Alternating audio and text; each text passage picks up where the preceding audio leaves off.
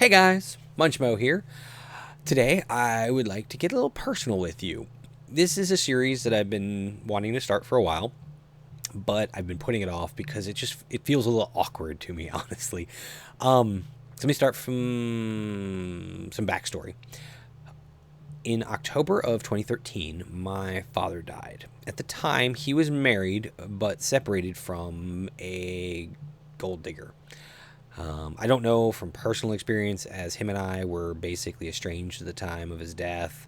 I did visit him a couple days before the actual end, but him and I, we haven't ever really been all that close.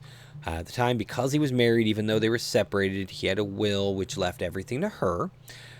So me and my brother, didn't really have anything to do with what was going on at the old house that we used to live at and that sort of stuff. However, in May, she died. And since then, there has been a random stranger that we don't know squatting in the house that my father used to live in. So this is the house. An idea, it's a rather old house built in, I think, the 50s. My brother had been trying to find information to get my father's will, going through the courts and stuff, because even though my father's wife was going after his money or whatever, she didn't do anything with his will or anything like that with his estate. And because of that, and the fact that she was dead, meant we were finally able to actually try to address the situation with his estate.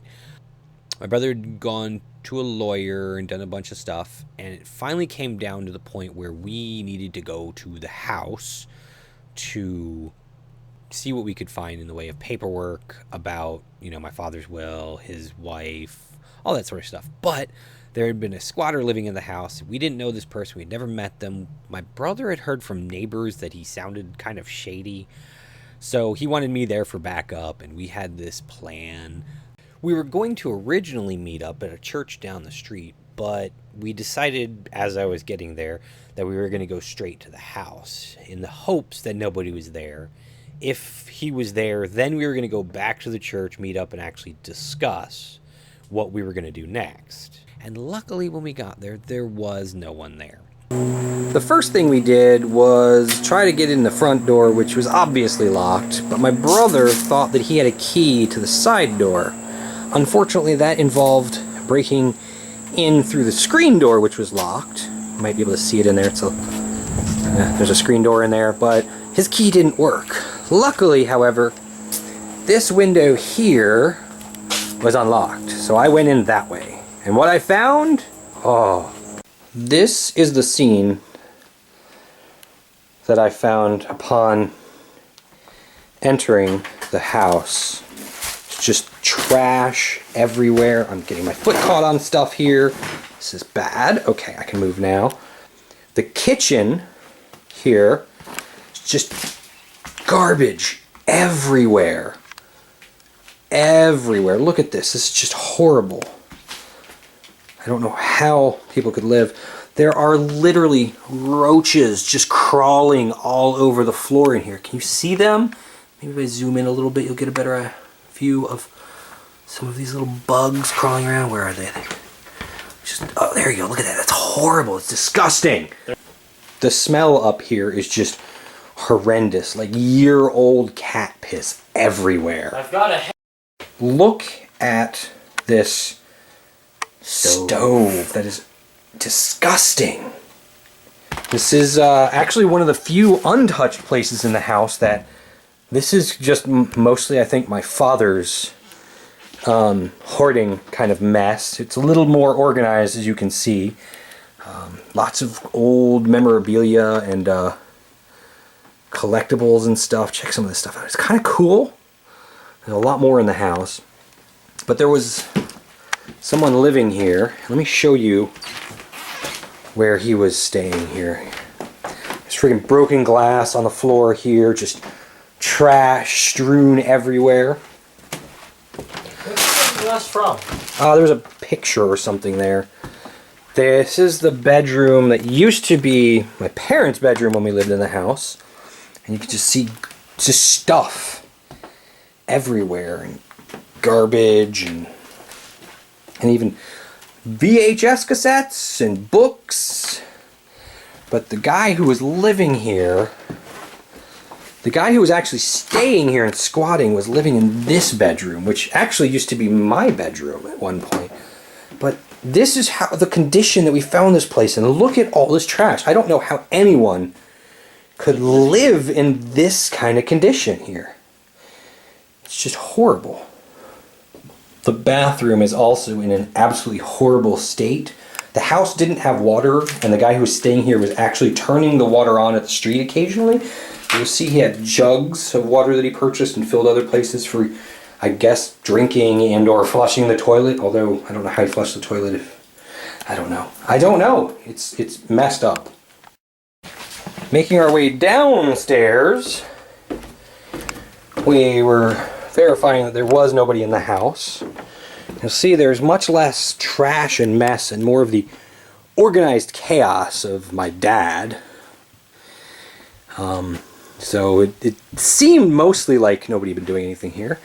Back here is what was my old bedroom at another time, once I moved down from the one upstairs.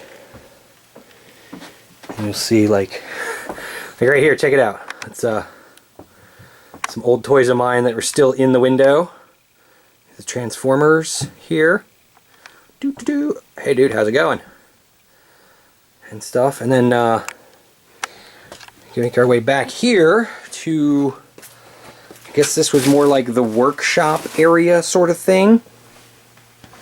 Right here you'll see cups and a light set up where the squatter was trying to grow marijuana unsuccessfully. And when we saw this, this is when we called the police. You'll see even more organized chaos around here, and I think he was even trying to grow something back there in the corner too, although can't seem to get a light on back there to really be able to see anything. So after waiting a while, cops finally come. We describe to them what we found, that there's somebody that's been illegally living in the house. We think they've been growing drugs, and my father's van is missing. So the cop was parked here, and while he was filling out the paperwork, we see my dad's van all the way down there at the stop sign here. Oops. Whoa, okay, all the way down at the stop sign there. Pull in, start coming this way, and then see the cop car almost go into that ditch right there and zip down the road away. Yelled out to the cop, and the cop went chasing after him. It was amazing. So they caught the guy, pulled him over. It took a while. We were just waiting there. The police eventually came back like an hour later. And turns out somehow the van had been put in his name. While we were there, we found paperwork where we had seen him practicing signing my stepmother's signature. So we think he probably forged some documentation to get the van put in his name, but that wasn't really a big deal to us because we had other things to deal with at that point. However, during the stop, while he was Mirandized, he admitted to trying to grow marijuana.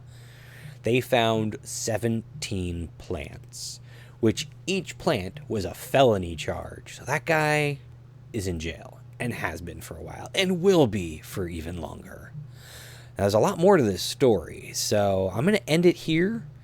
And next time, I will get back to you with some more tidbits of this. This is going to be going on for a while, though, as there's a lot of work to do dealing with the inheritance.